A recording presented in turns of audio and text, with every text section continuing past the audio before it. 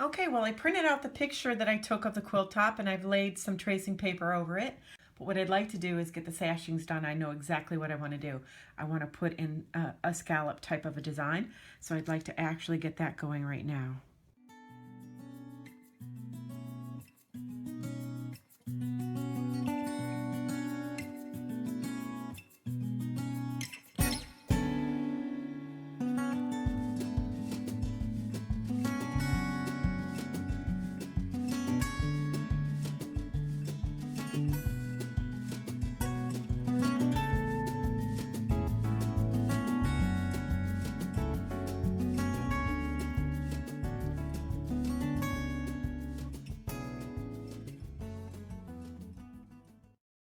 Now my goal on this is not to get these arcs so that they actually hit the end of the sashing. I just want to simply get a nice arc in it, and I like the way that looks.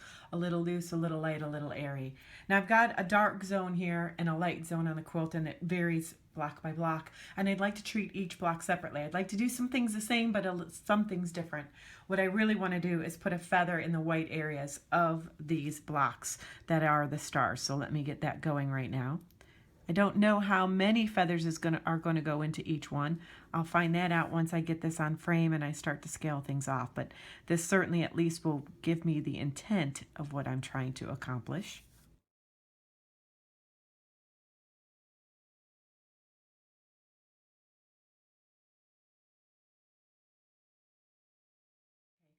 On the black, or the dark squares I should say, I'd actually like in the dark areas to put a feather as well. But I'm going to make them go the opposite way just so that opens up that feather a bit. So we're going to put one in, and on this one we're going to be going this way. Makes it look for some nice plumage. So 2 more to go. And finally, this last area.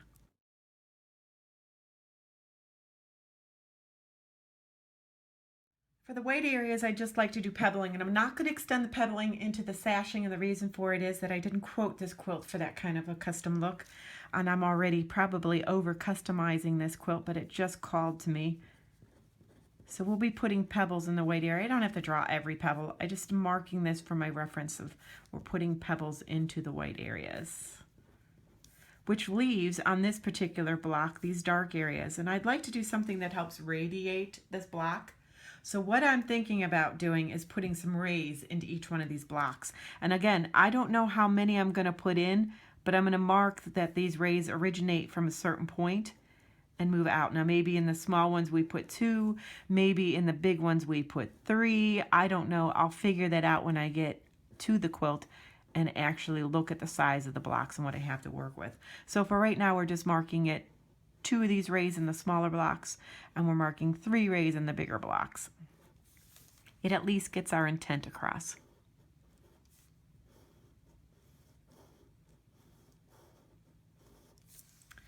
I think we have that block done, and I like the way it looks, so I'll head over to the other block. I'd like to do something similar in this second block, but I'd like to change some things up a little bit. What I'd really like to do is still in the white areas put the feather. I love feathers, so why not?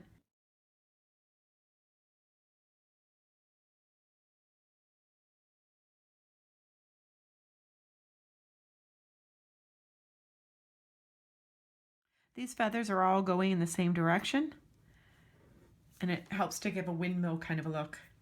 Now for the light colored triangles, what I'd like to do is continuous curve.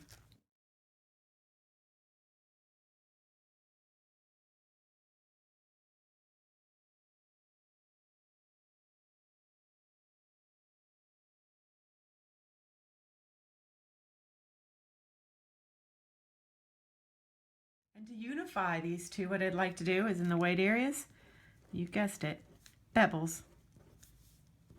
I love pebbles. They're a little tedious, but they sure do look beautiful. And you can always change the pebbling. I'm going to be varying the sizes of the pebbles to give there a little bit more read to them, but you can do them as a set of circles hooked together. There's all sorts of ways you can do pebbles. I just like that look, nice clean. I think that's going to be a beautiful quilt. The only thing I need to do now is figure out the sizes of the arcs that I'm going to be using. So I'll have to actually figure out the radius that I'm going to use for that the radius I'm going to use for this.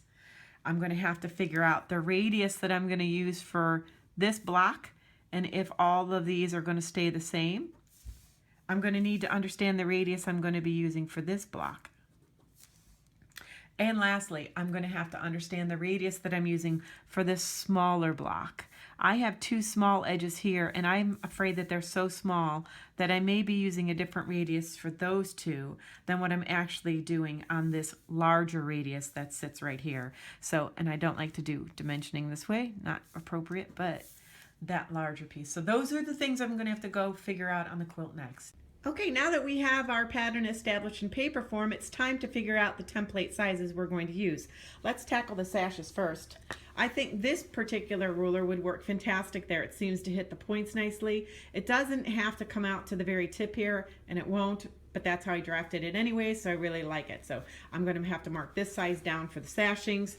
I think for the star, this one would work great for everything outside of these two short areas we see over here. And the reason for that is because there's just not much of an arc that's going to be seen there. So instead of using this particular ruler on those two zones, I think I'm going to remember to grab this ruler to do these two small zones that we see on each of the small triangles. We're set. Let's go mark those dimensions down on the pattern, and let's get to quilting. Well, now that we have those things all figured out, we can mark down what sizes we're talking about.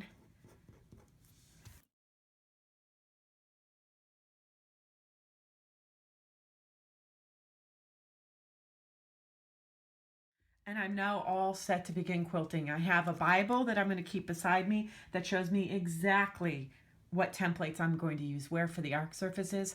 I'm all set to go. Let's start quilting. We're ready to start.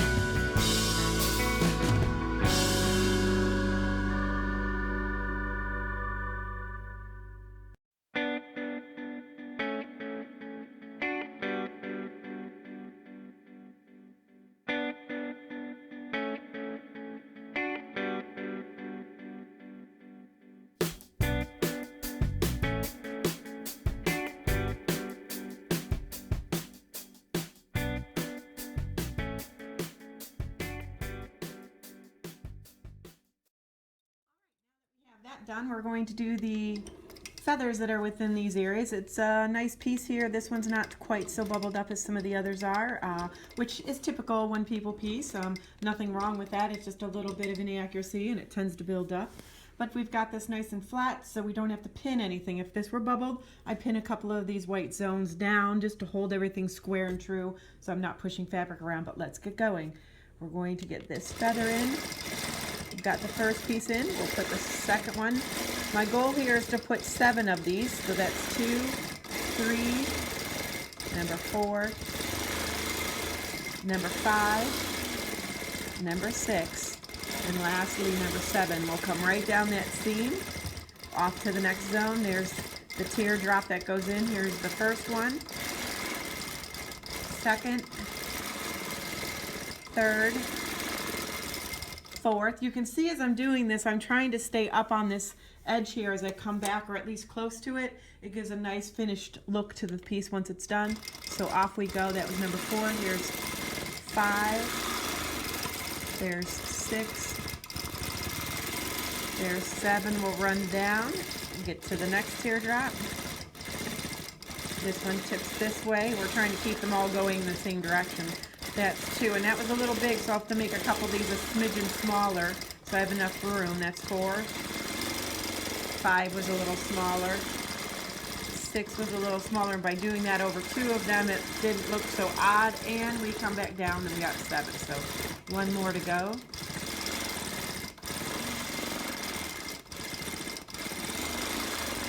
Looking pretty cute, isn't it?